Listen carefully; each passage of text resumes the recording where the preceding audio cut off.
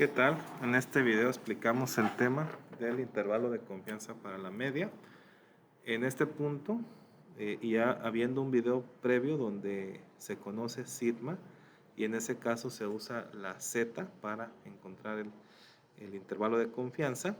Entonces, hoy vamos a ver qué pasa si no se conoce la desviación estándar poblacional sigma. Entonces, la primera pregunta que nos debemos hacer es si se conoce sigma, que es la desviación estándar de población. Si la respuesta es sí, entonces se utiliza la distribución normal estándar Z. Si la respuesta es no, entonces se sustituye por la distribución T de Student y se sustituye también sigma por S, que es la desviación estándar de la muestra. Cabe mencionar que la distribución T es más adecuada cuando pues no se conoce sigma y además la muestra es pequeña. Hay muchas diferencias entre la desviación estándar poblacional y la desviación estándar muestral. La distribución T es una familia de soluciones. Para cada tamaño de muestra va a haber una distribución diferente.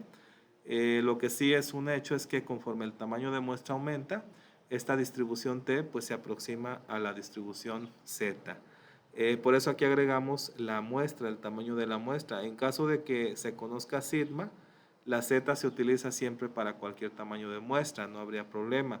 Pero si no se conoce sigma y tenemos que utilizar la T de Student, entonces el principal problema es cuando la muestra es pequeña. Cuando tenemos muestras pequeñas, menores a 30 como regla práctica, es cuando se debe utilizar la T. Entonces hay dos razones: no se conoce sigma y además la muestra es pequeña.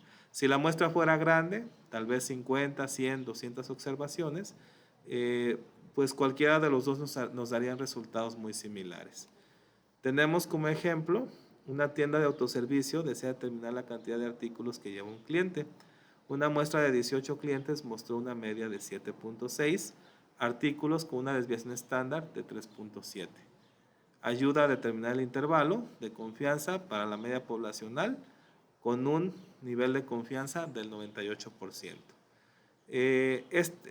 Bueno, lo primero es saber si se conoce sigma, entonces nos podemos hacer esa pregunta. ¿Se conoce sigma?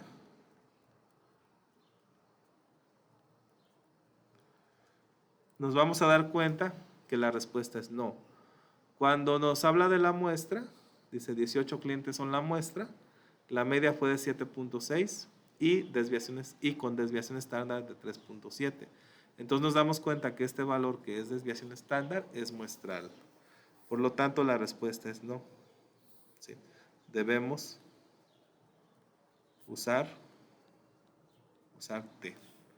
Y entonces, bueno, si tenemos nuestros datos, recuerden que el intervalo de confianza es X barra más menos la T multiplicando a S sobre la raíz de N. Entonces, nosotros, bueno, tenemos que X barra sería el promedio o la media de 7.6 artículos. Esa es la media que arrojó una muestra de 18 clientes. Como no tenemos sigma, vamos a utilizar S, y es la desviación estándar de muestra, que sería 3.7, y la N, que vale 18. Solo nos faltaría saber quién es el valor de T. Como tenemos un 98% de confianza, eso es el nivel de confianza, 98%. Recordar en la gráfica que 1 menos alfa es el nivel de confianza y se acostumbra a expresarlo en decimal, que sería 0.98. Esto lo vamos a auxiliar con Excel. Sabemos que también existen tablitas, se puede hacer ya sea con una tablita que vienen al final de los libros o usando las herramientas de Excel. Entonces, aquí ya tenemos precargado lo que necesitamos. Vamos a necesitar ponerle en 1 menos alfa, que es el nivel de confianza, 0.98. Hacemos la operación 1 menos el nivel de confianza, 1 menos 0.98, que nos da 0.02. Luego dividimos alfa entre 2, 0.02 dividido entre 2. Y finalmente a 1 le restamos el alfa entre 2, nos da 0.99. Considerar que el tamaño de muestra es 18 y que tenemos que calcular los grados de libertad, que es n menos 1, 17. Se va a utilizar la inversa de la distribución t. Esta función nos va a pedir la probabilidad. Por un lado sería alfa entre 2, coma, y los grados de libertad. Y el otro valor sería positivo, sería la inversa punto t. La probabilidad ahora sería 1 menos alfa entre 2, que vale 0.99. Nuevamente, los grados de libertad.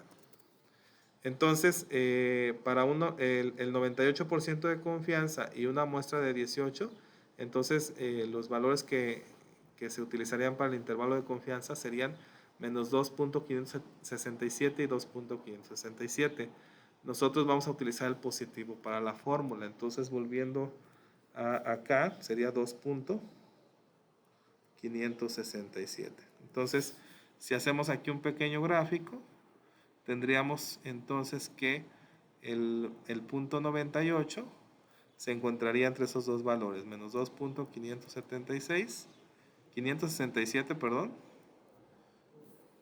entre menos 2.567 y 2.567, con una muestra de tamaño 18, porque si tenemos otro tamaño diferente de muestra, estos valores van a ser diferentes. Entonces sustituimos en nuestra fórmula y tendríamos que, bueno, x barra vale 7.6 más menos el valor de la t que hemos determinado con Excel, que es 2.576, y esto se multiplica por s, que vale 3.7, sobre la raíz de n, que vale 18. Entonces aquí tendríamos, primero vamos a hacer la operación que está en el paréntesis y que es lo que conocemos como el error estándar. Sería 7.6 más menos el 2. A ver, aquí ya me equivoqué, 2.567, lo voy a corregir.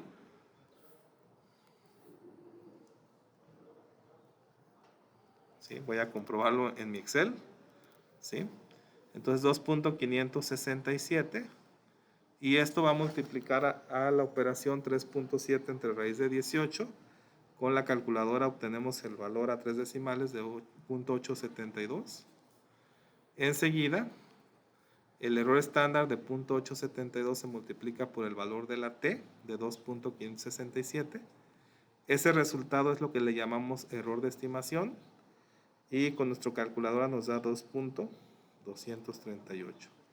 Este valor se va a restar a la media, sería 7.6 menos el 2.238, que nos daría 5.362.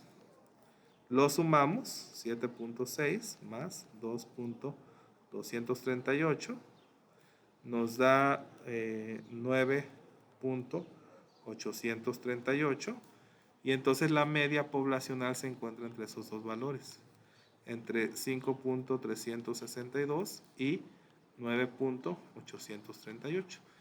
Entonces, al primer numerito, al de la resta, se le llama límite inferior del intervalo, y cuando hacemos la suma, el límite superior. Entonces, aquí la interpretación es que con un 98% de confianza, un cliente compra, o la media poblacional de artículos comprados por un cliente está entre 5.362 y 9.838 artículos. Si nos pasamos a Excel, para ver la automatización o el apoyo de Excel, escribiríamos x barra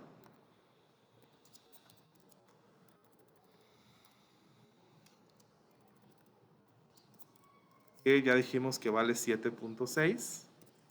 Luego escribimos S, que es desviación estándar muestral, 3.7. Nuestra N vale 18. Calculamos el error estándar. En la clase acostumbramos a abreviarlo como EE, error estándar. Sería 3.7 entre la raíz de 18, que nos da 0.872. Vamos a a redondear todo a 3 decimales. Después de que calculamos el error de estimación, llamamos con una sola E. Perdón, la doble E es el error estándar y una sola E va a representar el error de estimación.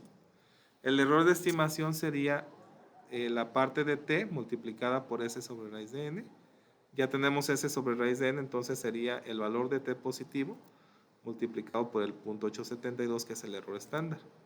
Nos daría 2.239. Luego nos vamos al límite inferior. El límite inferior es a la media restarle toda esta expresión que ya tenemos calculada y que se llama error de estimación.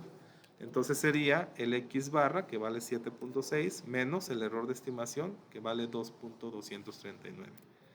Y límite superior, que sería la media más el error de estimación. 7.6 más 2.239. Y entonces aquí tendríamos los valores que obtuvimos con nuestras operaciones manuales haciendo uso del Excel. Entonces este sería el intervalo de confianza para la media poblacional de artículos que lleva un cliente con el uso de Excel.